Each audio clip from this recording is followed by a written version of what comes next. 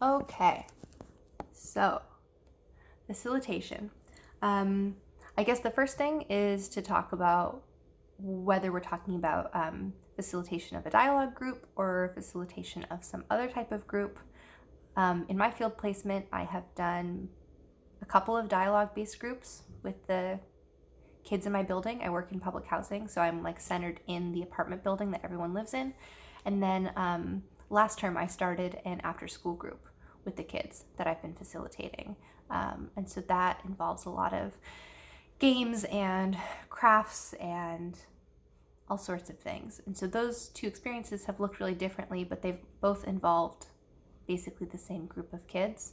And that's one of the things I think is interesting about groups, is the fact that I've talked to other people in other field placements about this, and it seems to be something that's kind of across the board, in that interns are often given groups to facilitate, as if it's like an easy thing to do. Like, oh, we need a group, the intern can do it, which I think kind of undervalues the fact that groups are really complicated. And I know, at least at my field placement, I didn't receive any sort of instruction about what that facilitation was supposed to look like. I've really had to bring that in myself. And thankfully I had Shipra for my 300 direct practice instructor. So I had someone who was really in my corner about facilitating a space that's anti-adultist and anti-oppressive in its practices.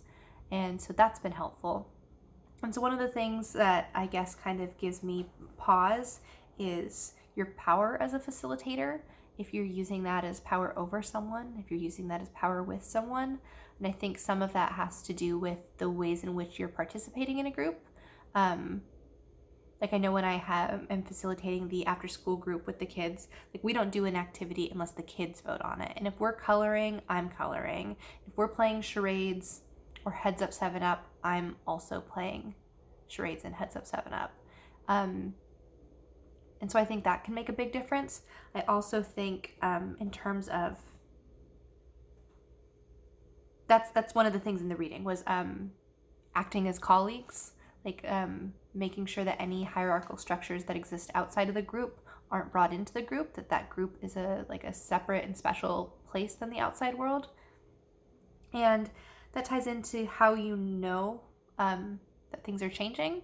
I think part of that can be literal discussion of it, like within the group. And I think also part of it is talking about changes. Like, you can notice changes in people's responses to things and in their thought patterns and in their behaviors. And I think you can also reflect those things back to them and kind of ask how they're feeling and how much they feel like they've grown or changed. So I really feel like that kind of checking in to see how you're doing really has to come from the people who are in your group.